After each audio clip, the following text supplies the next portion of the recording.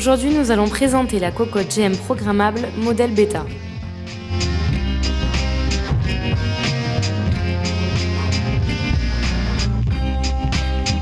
À l'intérieur de la boîte, vous trouverez une cuve, un panier de friture, une grille de cuisson, le câble d'alimentation, une louche et un verre mesureur. Tout d'abord, nous disposons du menu riz avec lequel le temps et la température sont déjà prédéfinis par défaut. Avec le menu soupe, nous pouvons configurer la température mais pas le temps. Dans le menu dessert, nous ne pourrons pas changer le temps, mais en revanche, nous pourrons modifier la température. Nous aurons le choix entre 140, 150 et 160 degrés. Dans le menu pâtes, le temps ne pourra pas être modifié, mais la température si, avec un choix entre 100, 110 et 120 degrés. Nous passons maintenant au menu friteuse, dans lequel nous pourrons sélectionner le temps comme les températures qui seront de 160, 165 ou 170 degrés. Dans le menu four, il est possible de configurer le temps comme la température avec 3 températures, 150, 160 ou 170 degrés. Même chose pour le menu vapeur qui modifie le temps et la température avec un choix entre 95, 100 et 105 degrés.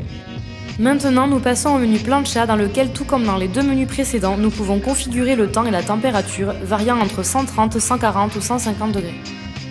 Dans le menu feu, nous pouvons également configurer les deux valeurs pour des températures de 70, 80 et 90 degrés.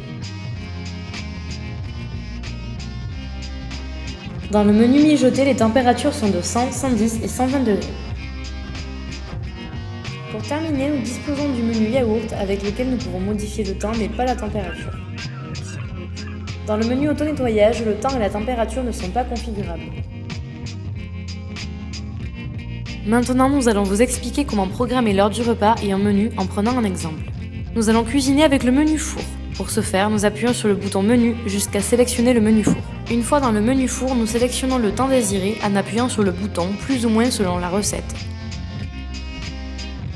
Lorsque le temps est choisi, nous faisons de même avec la température en appuyant sur le bouton température.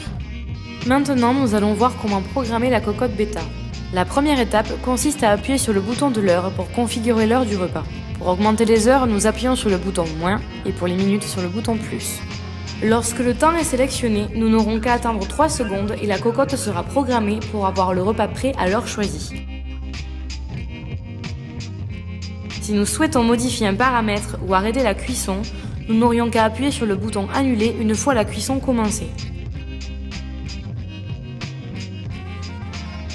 De plus, nous pourrons aussi chauffer notre repas en appuyant simplement sur le bouton réchauffer et attendre que la cocotte commence à réchauffer elle-même.